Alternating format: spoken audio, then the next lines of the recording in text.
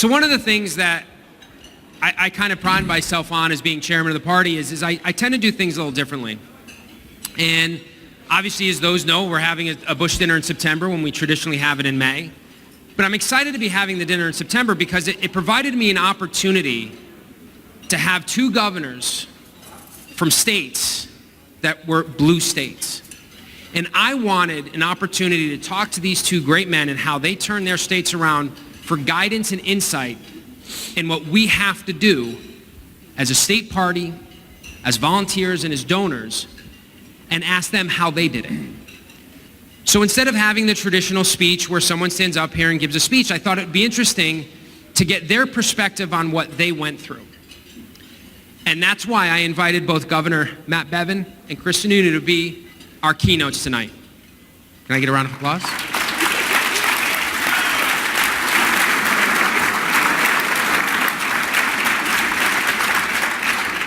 So similar to what I did with Senator Fasano and State Representative Themis Claridis, I'm going to ask some questions.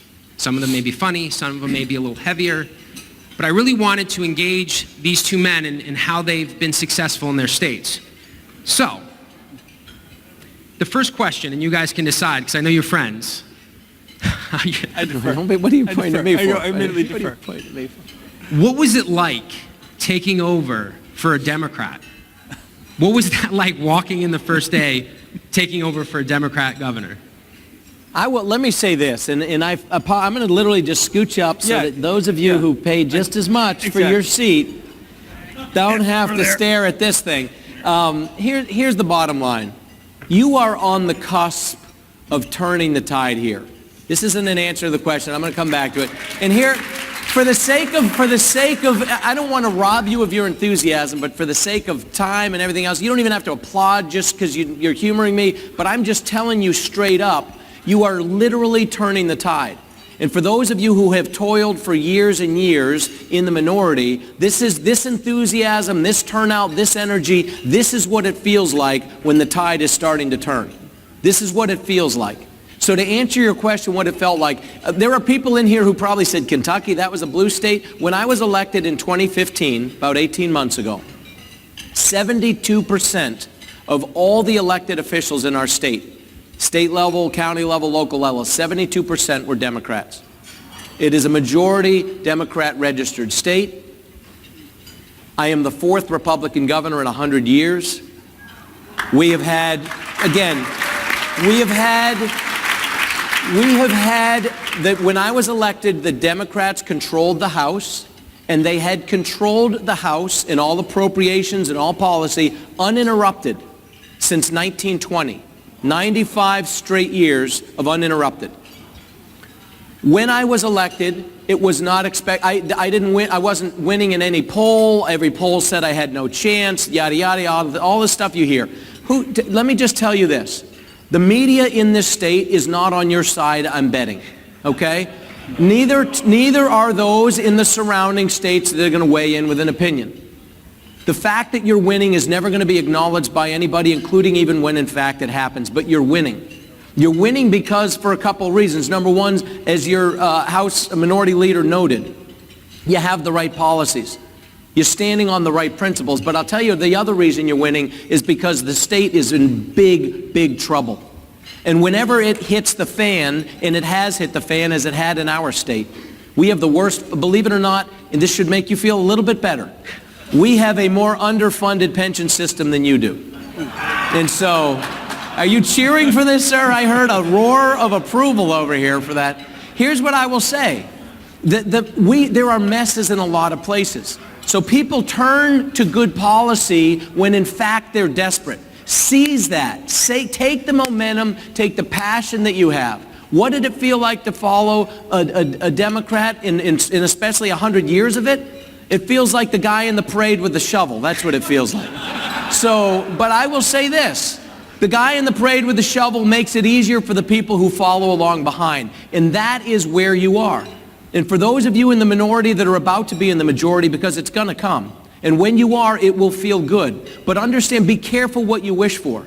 Be careful, because what is coming will be hard, it will be thankless, You will be despised, including even by those among your own party. You will suddenly find dissension in your own ranks that will be shocking to you, and you will think, what the heck, this is what we said we wanted, and here we are, and now we're fighting with ourselves. Don't allow it to happen. I'm a former active duty military officer. I will say one thing that I learned in that world that's very applicable to the political world and the private sector. Leadership comes by example. And so for those of you in elected office, and I'm looking over here, I know there were a few out here as well, but they seem to be congregated over in this area. Leadership comes by example. Be bold, be confident, and I will stop with this so that I don't keep hogging Chris's time. Because let me say this, I think the world of Chris Sununu. I grew up in New Hampshire. I grew up in, yeah, right. I grew up in this state, and it was a conservative state back then. Any of you remember Meldrum Thompson? That was not a liberal guy, I'll just say that. He was so conservative, he almost was liberal. But here's the bottom line is, America desperately needs the principles of this party. Connecticut needs it. The first Bevins, my relatives, came here in the 1640s. They moved south from Massachusetts. And I'll tell you, this is a state that has been a cradle of innovation on so many fronts, and it is struggling, and it needs what those in this room represent. And don't fail to seize this opportunity that's before you, but be willing to take the kicks in the teeth that are going to come with it. Absolutely. Congressman. Well, I'll say this. So here's the really fun part. The bar is so low, right? I got to tell you now, the difference here is I came in, I had a Republican Senate and a House. So the bar was set incredibly low. The problems were a lot worse than we knew because no one was telling anybody what was really going on behind the curtain in the governor's office. We had a governor that had basically literally not been in her office because she was out running for U.S. Senate, again, fooling everyone. So unfortunately, the problems were real. But the bar was so low, it became apparent to us very quickly, action. It's all about doing something. If you want to look at nationally even, what was 2016 about? It was America standing up and finally saying, do something. Stop giving us nonsense. Actually move the ball forward. And unfortunately, Washington still has not got that message. Congress still does not seem to get it. You have to do something. And sometimes you have to throw politics aside, put your head down and do your job. And I was told not to talk football, but it's the Bill Belichick thing. Do your job. That's what people want. And when you stand up and do it, you get results. And if I may, here's the other, now I don't think, with a little luck, you might have this problem. When I also went in, I had a Republican-led Senate and House that were so used to, for 20 years, because we had basically a Democrat governor for 20 years, beating up on the governor. Exactly. I had to keep in mind, no, we're friends. Exactly. We're working as a team, right? Exactly. They just weren't used to it, and it was great. Absolutely. It was great. But that actually took, they just were so in that momentum of battling, and we got it done. We've gotten a lot done. There are Patriots fans in the room. You don't have to worry. What? I mean, there are.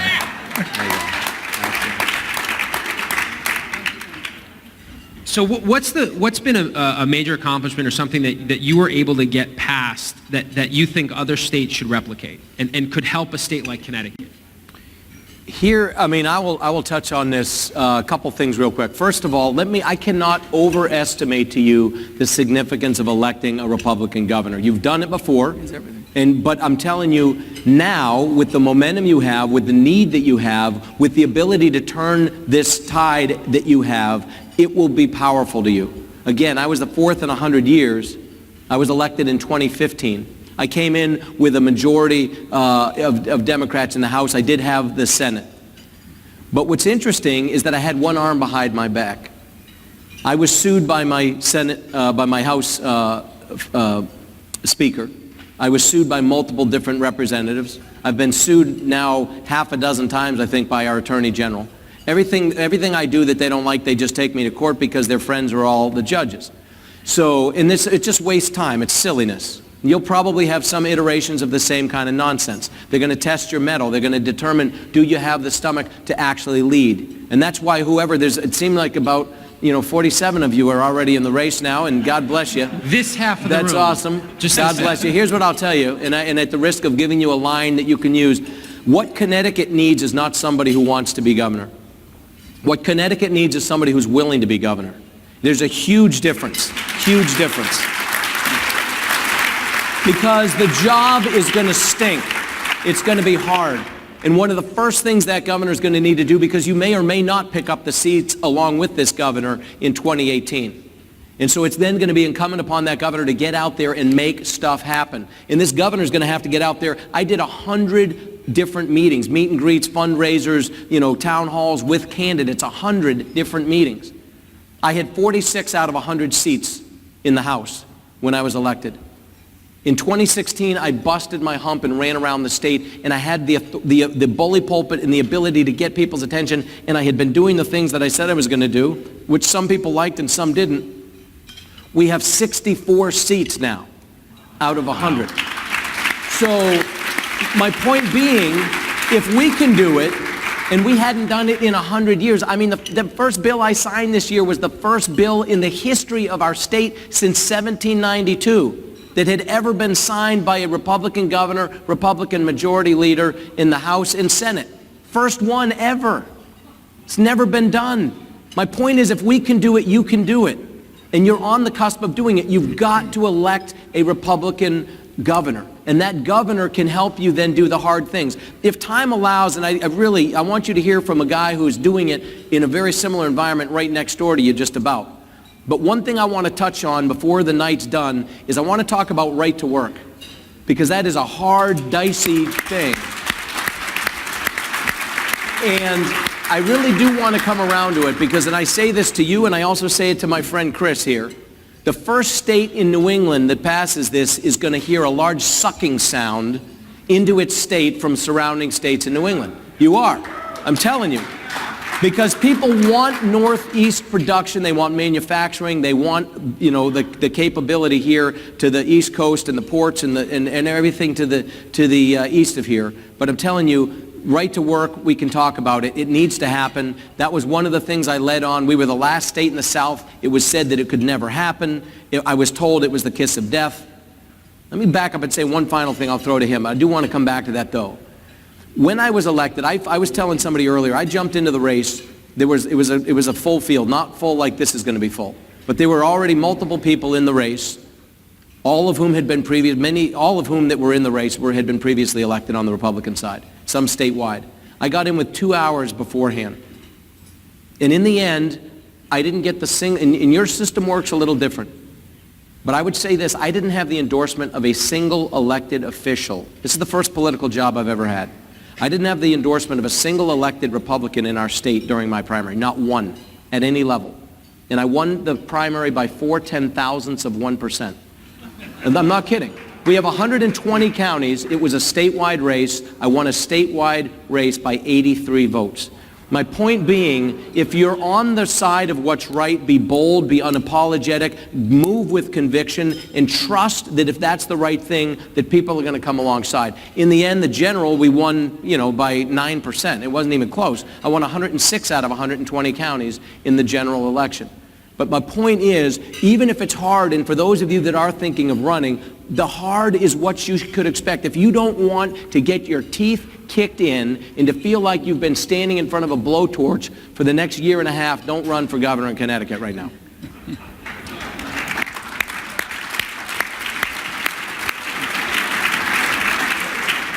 So, Governor Sununu, what piece of legislation or policy would you advise Connecticut or something that you've been able to accomplish in New Hampshire that you think is doable here? Well, you're asking the wrong question, and I'll explain why. We've done a lot of really good things. I have to get elected every 2 years, right? And myself and Phil Scott over in Vermont, we have to get elected every 2 years. This guy got elected, I'm going to have to run twice before he has to run again, right? It's unbelievable. So one thing I said to the team is, we got to get it all done now, right? We got to do our job, get it done, move it forward.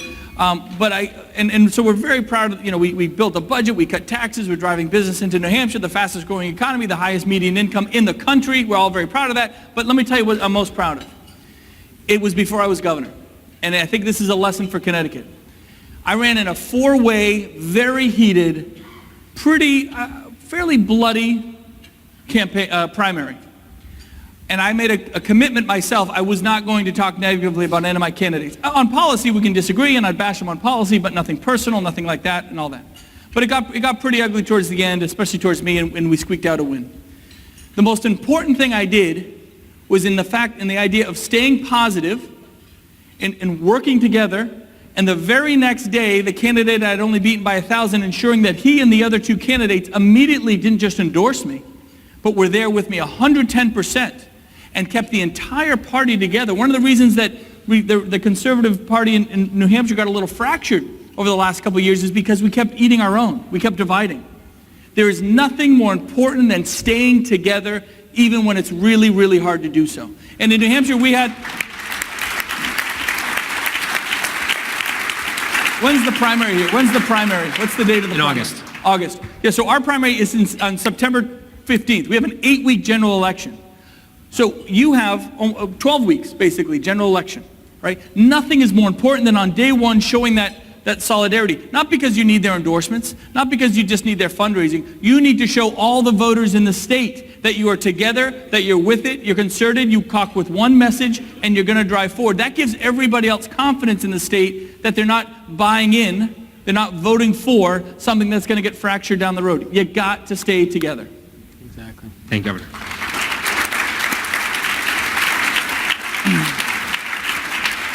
So this next question, I'm going to request that the crowd not boo. What's your opinion of Dan Malloy? So, how about those Patriots? No, just kidding. He's got nice hair. Here's the thing. Me giving you my opinion would be being redundant with your own thoughts, I'm guessing. So, he's not as effective as he could be. Let's put it that way. I'm not going to sit up here and bash the guy. It doesn't serve any purpose. I would encourage you as well, look out the windshield. And for those of you that are going to run on what you're going to do for the state.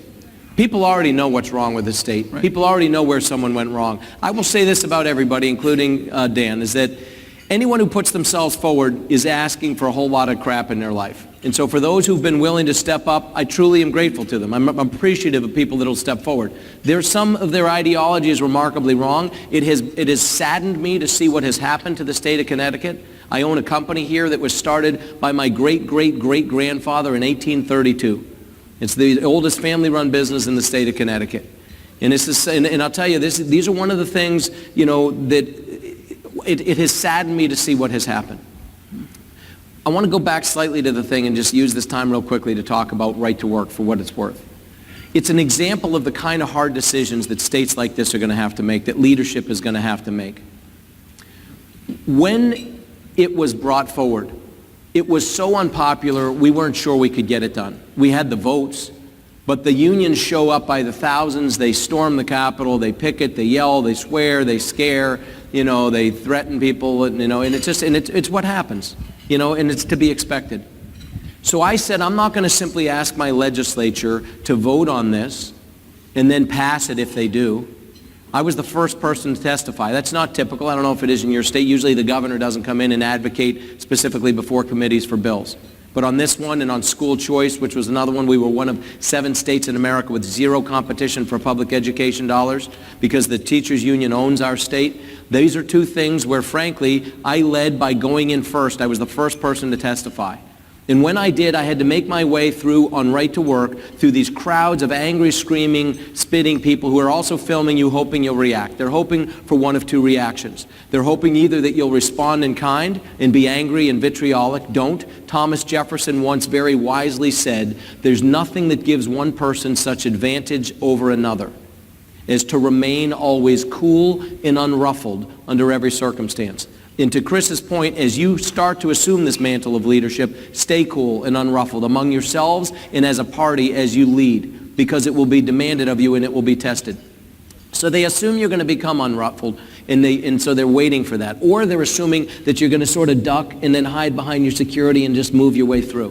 What they didn't bank on is option 3. I went in and testified. They were banging on the walls and the floors. It was so loud I could hardly even hear. And I was the first one, and I'm halfway comfortable speaking in front of people, and I thought, whoever comes behind me literally won't even be able to keep their thoughts. So I went back out, and they are all booing and hissing and swearing and yelling and chanting. And instead of doing the first 2 things they expected, I went straight into the middle of them. My security detail didn't love this too terribly much. But I went right into the middle of them, and then I led them like the Pied Piper around the corner of the building and down a different hall. They were still all there. They were in the halls. And then I stayed there and talked to them for 45 minutes. And I refuse to speak louder than I'm speaking to you right now. So if they wanted to hear me and they wanted to engage in a dialogue, they had to pipe down so that we could have a conversation. And because there were so many in the hallway, I did raise my voice just enough out of respect for the people who were trying to listen. You do not have to play down to those that you are running against. You don't have to play down to the lowest common denominator. We're Republicans, for crying out loud. We're the party of Lincoln. We're the people who believe in individual responsibility. We are the people who believe in the freedoms that this nation was built upon. We are the party of what's right. We are the party that believes you should keep as much of your paycheck in your own pocket. These are things that people, liberal and Republican conservatives, also agree on. So be proud of them, be bold about them, and don't go to the lowest common denominator. Raise the bar and show people what they've been missing for the last 50 years in this state.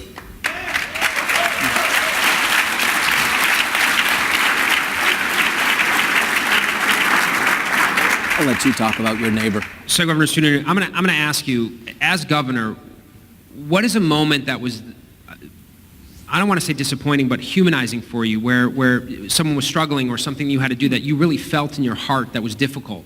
Well, there's been a couple. There's definitely been a couple. Look, I mentioned, and not just to tout the accolades, but we have this really booming economy right now, and we have really high, everything is cooking. I mean, it really is. We go through education, the school choice we've done. We can talk about what we're doing with health. And so everything is booming in spite of a drug crisis. We have a very serious drug crisis in New Hampshire. For many years, our overdose rates and our death rates led the nation per capita. And that's scary for a small state like New Hampshire. We can go on into all the whys of actually how that happened and whatnot. More importantly, it was the whys of why the state wasn't doing anything for so long. And we're very hopeful. It looks like this year, for the first time ever, we're going to actually see a slight reduction. But you can't claim victory on that. But one thing that we're really focusing on is, for one thing I noticed is, and I think a lot of states getting this, we treated everything in silos. We had a drug crisis here. We had behavioral health here. We had mental health here. We had a problem with abused kids and foster care over here. And the state, for the little bit they were trying to do, they just ran it individually because there was really no management. The governor was completely useless and absentee. So there was no management, so everyone was just attacking their zone as best they could with no concerted effort. And so I spent a lot of time in my first few months, a lot of time going to treatment centers and rehab centers, sitting with parents, sitting with parents that would tell stories that would make your skin crawl about what they had done to their own children while they were high. It was unbelievable. The drug crisis, the fentanyl, the carfentanil that we see out there now, it is unlike anything this country has ever seen. The addiction rates, what it does to you, how hard it is to get off of it, it's a lifelong struggle. So we need to start building systems. Even though I'm only elected for 2 years, my strategy is to build systems for the long term. You got to think like a business. 10, 20 years down the road, you've got to make sure that you leave it better than you found it. I mean, I'm a believer in that. And anytime you walk in the room, leave it better than you found it.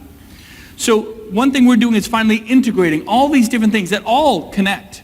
Abused kids, drugs, mental health, adolescent mental health, which we hadn't talked about in years in our state. We're finally putting all those pieces together. But the hardest part, and you can't stop doing it. You want to sometimes. You want to say, I can't talk to another family member. I can't talk to another 9-year-old kid. I can't talk to another addict who's been in rehab 14 times and just tells me that, yes, I'm going to die. And you see that hopelessness down here. And you feel the weight of it as a governor. You're like, my God, I got to help these people. They're relying on me. Not just on me as Sununu's going to save us, but relying on you as a governor to put the team together, and everything is a team effort. Make no mistake. You need the House, you need the Senate, you need a governor, you need a good staff, you need good commissioners. It has to work as a team. It really does. But then to have the right people in the right place, and let me tell you, I don't know what you pay here. We don't pay a whole lot in government in New Hampshire. Finding the best and the brightest to come out of the private sector, to come in and give their time and effort to be a commissioner, or to be a budget director, or to manage the finances of health and human services, it's hard. But you got to do everything you can to do it. Now, you can sit in the office and put all that together, but unless you are still out there every single day, talking to these families, look at them eye to eye, and really listening to their stories, it's hard, but you got to do it. Unless you are on the front lines of an issue, you don't understand the issue. You really don't. And I want to go back to one thing that we were talking about in terms of of the candidates here in this room, and as a party. You will not succeed if your whole strategy is bashing Dan Malloy. I can't stand the guy. I think he's a knucklehead. That's a technical term. But if there's anyone in this country who should be standing up here, although she wouldn't do it, and tell you, you're never going to win an election just saying I'm not the other guy. That's Hillary Clinton. She found out the hard way. Her whole strategy was I'm not Donald Trump. She had no message. She had no plan. She had no experience. She had no compassion. She had no energy, right? You got to inspire. You got to get out there and inspire people about what you can do and what doors you can open for them to be part of that solution. When you do that, they will vote for you and you will win. But if the whole strategy is we're just going to keep talking about Dan Malloy, he's not running, right? Dan Malloy is not running. Now, the Democrats will have to run in his shadow, and you can take advantage of that. But you better come prepared with a real plan, real ideas, and real know-how. And the best way to do that, as hard as it is sometimes, is to really be on the front lines, have those tough discussions. You know what? Maybe it means you're not spending as much time fundraising on the phone. Maybe it means that you have to sacrifice the traditional things that you think. But it will make all the difference in the world in being an effective leader for the state. I want to piggyback on that. I want to piggyback off that real quick because this is critical. And again, there's a lot of candidates here and others that may hear of this and might get in the race, and others that are known to some of you that you might want to have get into the race. I want to reiterate what was said. I mean, we had a rabbi gave an invocation here. There's in the ancient Jewish scriptures, there's a verse in Proverbs, without vision the people will perish. It's very true. It's become almost trite. We know it to be true. It's been said many times. But without vision, the people will perish. Without vision, the state of Connecticut's going to perish. Without vision, this party in this state is going to perish. You have to have a vision. What is your vision? What is it that you're for? And the thing to understand for all of you as candidates, you are not going to get elected in this state without a lot of Democrat votes. It was not possible for me to get elected without Democrat votes based on our registration. The same for Chris. So if you run against Democrats and the previous governor, I agree, mistake. I would encourage you to use the following as a strategy. And I'm going to say it to all of you, so if you all use it, you're going to sound like idiots. You're going to have to make this into your own version. But in all seriousness, this is what I would say. What do you believe? What are your personal goals and missions? What is your vision for the state of Connecticut? And make that case to people. Don't ever bash Democrats. Because I guarantee you in this room right now there are Democrats. I would bet any money I have on it. You don't get this many people in a room in Connecticut without some Democrats sneaking in. You just don't. It's the same, you don't. So that's all right. Thank you for being here.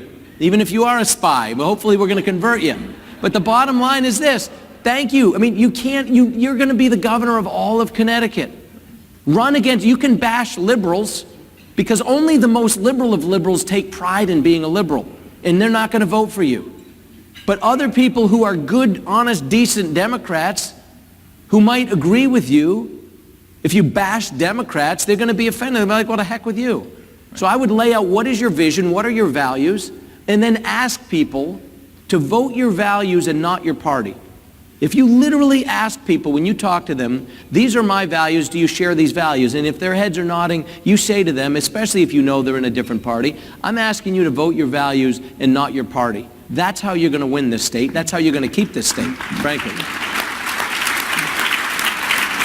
And I'm going to piggyback on that. No, I'm going to just my 30 seconds there. Governor Bevin is absolutely right. But again, it's not about, I got to go get Democrat votes, so I'm going to change my policy and my position here. You don't change it at all. Not a bit. People don't vote for the candidate that necessarily says, oh, I agree with him more than him on policy. They vote for people who are genuine, who are inspirational, who share the same values, even though the policy details may differ. That's okay. It's about core values, being genuine, being a straight shooter. That's how you get the independents. That's how you get those conservative Democrats. And again, that's what gives you the momentum right on Inauguration Day. All right, so I have one final question. And it's two-parter. So in the spirit of Ronald Reagan, who is, I'm certain, probably 99% of this room's hero, he always had jelly beans, right? You talked about the jelly beans in his office. Everyone has a go-to. I have M&Ms. They don't taste as good if they're not red, white, and blue. That's what I eat when I'm in my office. But what is that thing that you eat or go to? And what moment for you was the most proud or most fun, or being governor, election night, what was the thing that you were just so excited or happy about in your capacity as governor? I like anything that's sweet, frankly. So, I mean, I literally have a refrigerator just off of my office, in a little hallway there, and it's got a whole bunch of cookies in there because there's a woman named Judy Taylor, and there's probably one in Connecticut. There's a Judy Taylor somewhere in Connecticut that if you're the next governor is going to just keep bringing you cookies. And God bless her, she brings more cookies than I can possibly eat, so I just freeze them. So I always have frozen cookies in my, just within almost arm's reach of my desk. Here's what I'll say, and I'm gonna take the last question about what something I'm proud of, but I also want to just spin it around to something, and unless we're going to have a chance to say something at the end, but if this is my coda, let me say this. To the point that Governor Sununu just made, be who you are. For those of you looking to run, for those of you looking to lead, for those of you looking to be in the majority, which you are on the path to being, don't, be a chameleon. If the people of Connecticut are not ready for what you believe, then you're not the right person and you shouldn't be trying to be. Whatever your values are, stand on those. I happen to be a Christian. My Christian faith defines my worldview. The Judeo-Christian principles that I was raised with, that our society and our foundation of our country were built upon, happen to be things I believe in. You treat people the way you want to be treated. You respect God. You respect other people. You respect your parents and those around you. You raise people up rather than push them down. They're simple things. Not everybody agrees with me, but I'm unapologetic about them. I don't apologize for them. I don't pretend that they don't exist. And I will tell you this, two things. Number one, probably one of the best experiences I had is that right before I went out to take my oath, I was in my office with my family. I had actually been sworn in at midnight the night before by the head of the Supreme Court in the rotunda. And I was going to go out, and it was very public, and there's thousands of people out there, and all the bunting and all the scaffolding and all the good stuff.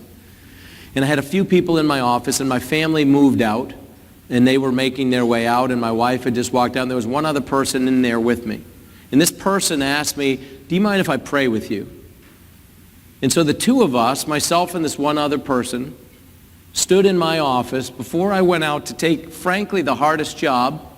I've built companies, that manage billions of dollars in assets for people. I've done things that some would seem to be hard that fewer people have done than have become governor. But truth be told, this job, for the reasons that Chris talked about, in the faces, you're going to grow old fast. You're going to go to funerals for people you didn't know.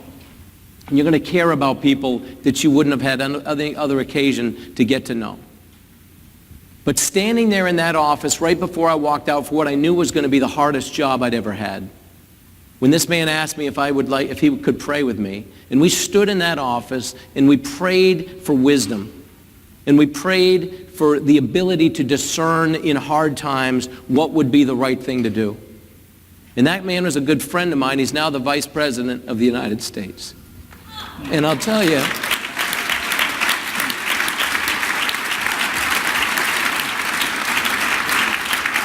I will never forget that, because what it meant to me personally was powerful. And the realization that for all of the ideas that I have, for all of the successes I've had, for all of the intentions I had to do what I was being elected to do, truth be told, I'm just a little speck in the continuum of eternity. And the wisdom that comes from sources that our founding fathers understood to come from our Creator, that were endowed within us, the rights, the preservation of those, is a powerful, powerful responsibility. That to me was probably one of the most significant defining moments.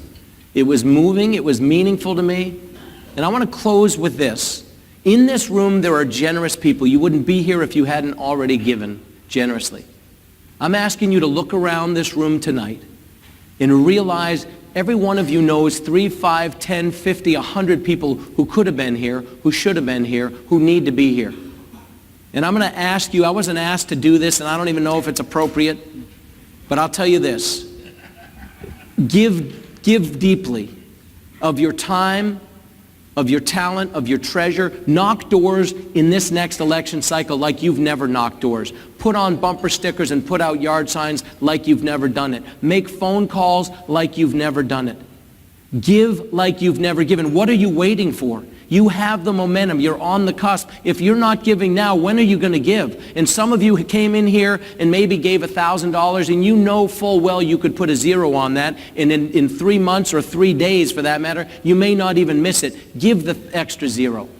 I'm asking you to give generously because your state needs you now, and you know other people who can do the same thing.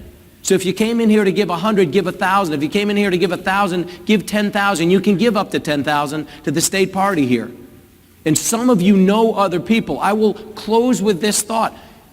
What is this worth to you to win? What is it worth to you to have a Connecticut that your children and grandchildren can grow up in?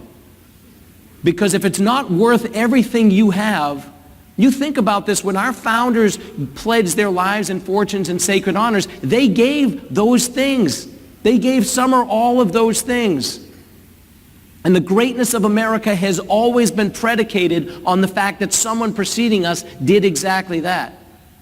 And so I say this to you with a sense of urgency and earnestness. I love America. I have lived the American dream. I'm blessed by that fact. Others have done it as well. It's real. But if you don't want a better Connecticut and a better America, as much as the people who gave everything, you think about the people who came over here in rickety boats and landed on the shores of this state, among others, hundreds of years ago. They risked everything for an opportunity that we take for granted. You think about the people at Valley Forge that winter. They were led by a man who had everything and didn't need to be doing it, but he did it anyway for love of the opportunity of liberty. And he led a group of people largely funded by himself and a handful of other people that were the then versions of people that are in this room. And his men, if they were lucky enough to even have shoes, ate their shoes in the winter of 1776 in order to keep from starving to death.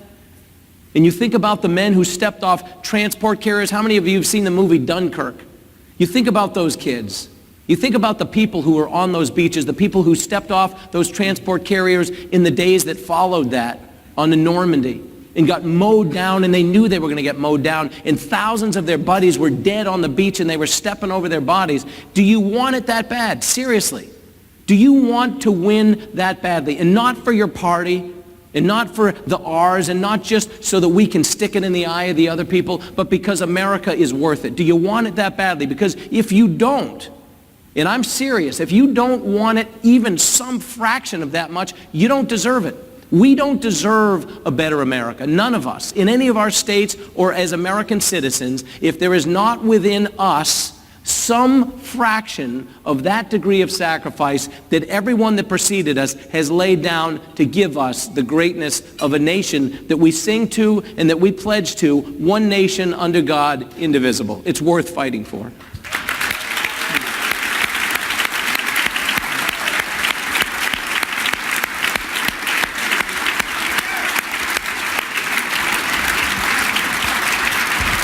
I think that was the mic drop moment right there. I think we're done. Now you know why I love this guy so much. Well, you know, Governor Sununu, Governor Bevin, I cannot thank you enough for being here. And I know everyone here is enjoyed the night because you can hear a pin drop through this conversation. And I'm so gracious and humbled for you to come to our great state. And I hope, actually, I will tell you, you are invited in 2018 to our victory party. Awesome. All right? We'll be there. Thank you so much. Thank you. Appreciate it. Thank you. Hey, thank you very much. Appreciate Good you, job. dude. Thanks, man. Appreciate it. Good job, Martin. Hey, you're welcome. Thank you. Hey, that was great.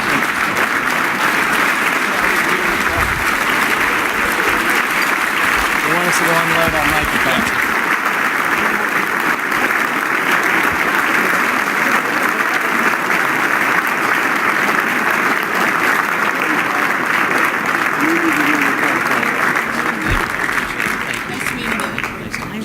I'm Senator Thomas.